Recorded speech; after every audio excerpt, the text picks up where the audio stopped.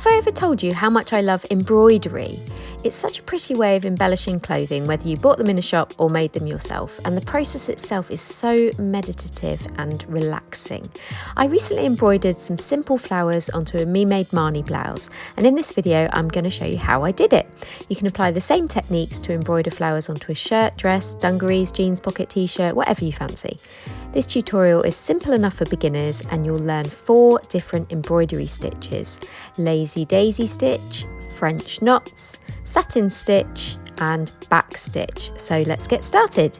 You will need embroidery floss or thread in your chosen colours, an embroidery needle, a small embroidery hoop, embroidery stabiliser. Now this will add structure to the area to be stitched and help stop it distorting. You can use water soluble, tearaway or cutaway stabiliser and remove it once you finish.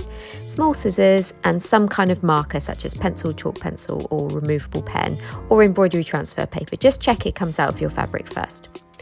I started by tracing off a copy of the pattern piece to be embroidered, marked on the stitching lines, and then I sketched out my design. For my flowers, I drew a small circle for the centre with 8 lines for the petals surrounding it. For the stems, I drew simple curved lines, and for my leaves, I sketched the outline plus a central vein. Then I transferred the pattern piece outline and traced the embroidery design onto the right side of my fabric.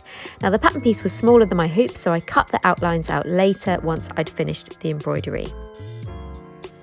Cut some stabiliser a little larger than your design and pin it to the fabric behind the design. Loosen the screw on the hoop, remove the inner hoop, place your fabric onto it right side up, then place the outer hoop on top.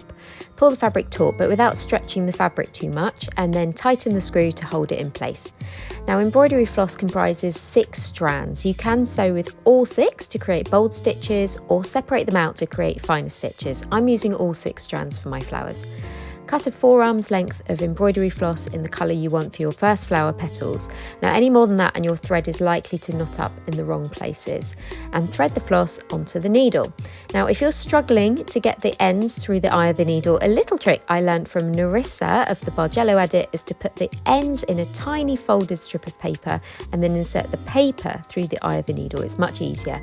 Tie a double or triple knot in the end. We're going to use lazy daisy stitch to sew the petals. Starting at the base of one petal, insert the needle through the fabric from back to front. Now pull the floss all the way through so the knot is sitting nice and taut at the back of the fabric. Insert the needle from front to back next to the point where the thread comes out. Pull it through, this time leaving a little loop. Insert the needle from back to front at the tip of the petal, catching the loop with the needle.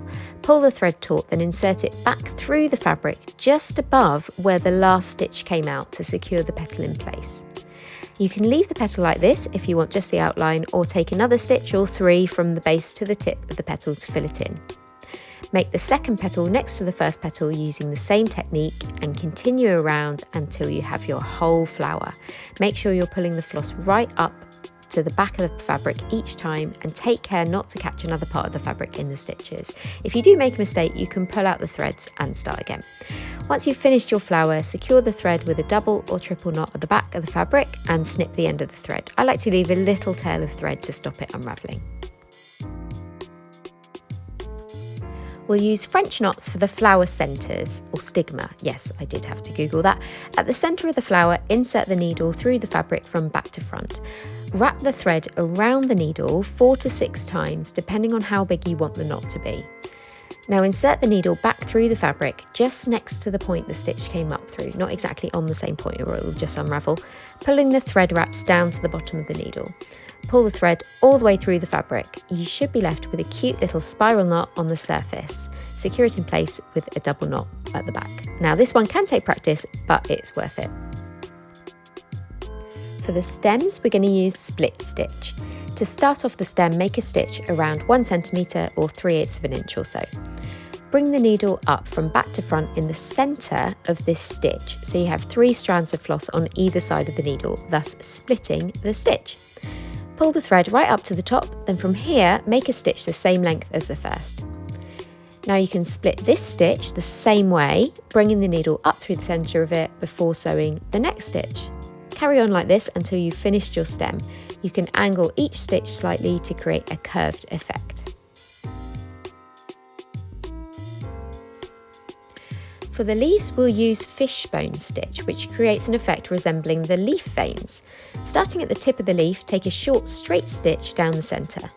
Bring the needle back up at the top on the right hand side of the tip, right next to and slightly below it. Bring the needle down just under the bottom of the first stitch, slightly to the left of it. Now repeat this on the left hand side of the tip, this time ending just to the right of the bottom of the previous stitch.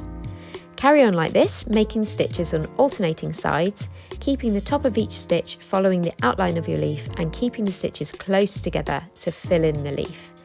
And there you have it. Once you've finished, you can remove the stabiliser by tearing, cutting or washing it out, depending on which type you used. I hope you enjoyed this video. If you did, be sure to give it a thumbs up and do subscribe for more sewing tips and tutorials. Happy sewing!